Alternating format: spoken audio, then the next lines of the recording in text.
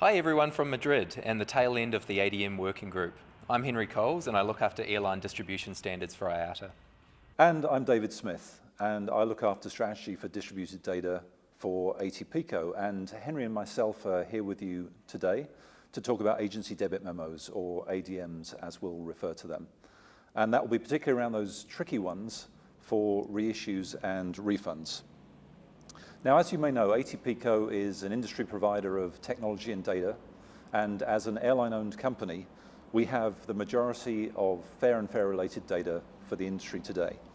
And you, the airlines, typically instruct that data to us, and the reason for that, and you put it in what are called rule categories today, is to tell the travel agency how they should sell your products in the market, whether that's a fare product or whether that's an ancillary.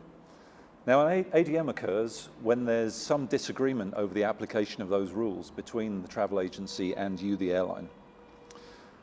ATPCO and IATA, Henry and myself and many people within our companies are working very hard to help to manage this downwards, this ADM process, to make sure that we know what the key causes are and where the costs are so that you can work with us on driving those down.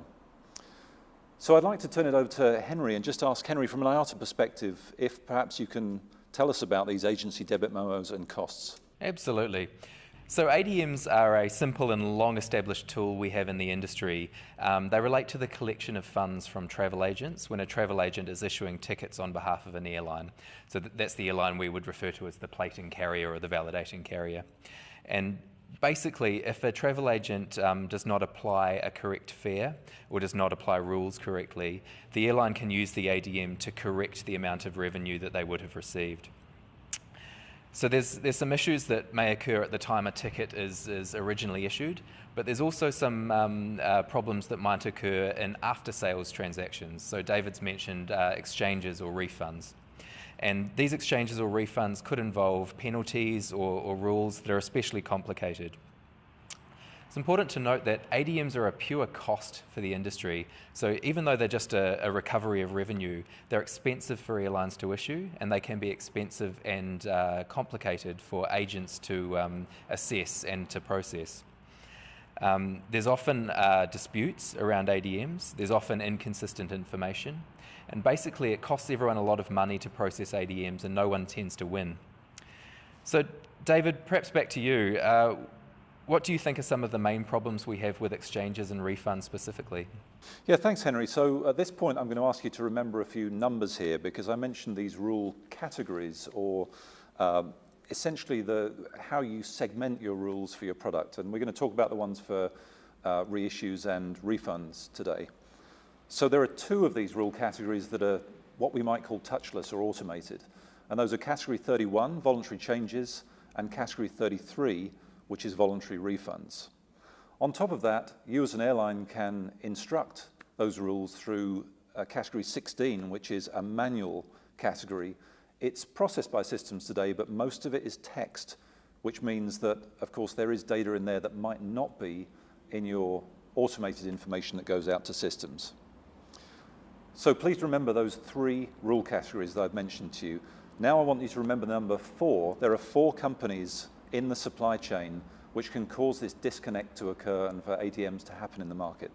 And these 4 companies are critical to consistent data flowing through and avoiding those ADMs. The first of those is the travel agency.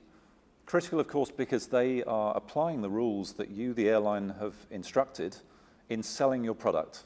And they're applying them both through reading text that you might have put out there through category 16 or through your website, or perhaps they're using a system to automatically apply the rules that you have in the market. So that leads us to the system providers. And those system providers need to automatically process data. Those are bits and bytes, very complex information to make sure that an automatic pricing transaction or a touchless transaction can take place. And many of the sales that take place in the industry today are automated. And so they do not rely on any text at all. Now we come to the 4th player in the supply chain, and that's the sales auditor. And that's the company that's working on behalf of the airline to make sure that the travel agency has applied all of those rules correctly. Now that sales auditor typically is manually, again, looking through that text information. So you can start to see here that it's incredibly important that this text data and automated data lines up. Otherwise you have inconsistent data flowing through the supply chain, and that then can lead to these expensive disputes and ADMs that Henry's taken us through. So Henry, back over to you then, if perhaps you can just sum up where we are. Yeah, okay. So you're saying there's 4 stakeholders involved in the supply chain. So we've got the airline that's filing the rules, the travel agent who is selling products and relying on the rules, their system provider that might be applying the rules in an automated way, and then these third-party audit companies. And we're talking about 3 ways that the airline can indicate their rules or their intentions through Category 31, Category 33 or Category 16. How does that sound? Absolutely right. And now what I'd like to do is just to give you, the airline, some hints and tips about how you can avoid these ADMs and these costs to your business. So first, you should look to evaluate, and that means review the rules that you filed for the travel agency to follow, whether that's in those automated rule categories we've talked about or text. Absolutely make sure they line up. If you're making changes in one, make sure they reflect in the other and get as much automated data as you possibly can.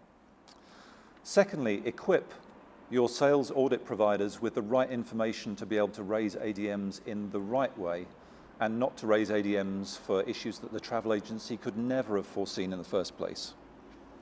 Third, empower the travel agency to make sure that they have all the right text information to be able to read the rules as you intend them to be applied for the sale of the product. And so to the 4th and last point, and that's enhance. Make sure that you support automation, and remember that both IATA and ATPCO are airline-owned industry providers, and that you, the airlines, absolutely have a voice in what we do to automate and to set standards. Some examples of what you can do to make sure data is consistent and the best that it can be. Make sure that all of the rules that you need to get to the marketplace can be instructed in automated data. On top of that, make sure that all of those rules can be supported by text so that in the worst case, the travel agency or the sales auditor can read the intent of that automated information. And finally, support the adoption of central solutions. We have a good example of centralized tax data, and IATA and ATPCO have been working very hard on your behalf to make sure that data is consistent both from a text perspective and from an automated pricing perspective as well, to again minimize those agency debit memos. Again, just remember that you have a voice.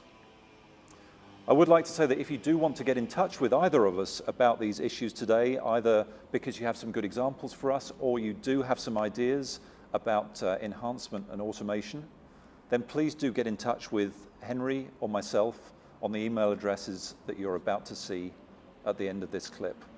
Henry, I'll just hand over to you for the last word. Thanks, David. Some great advice there.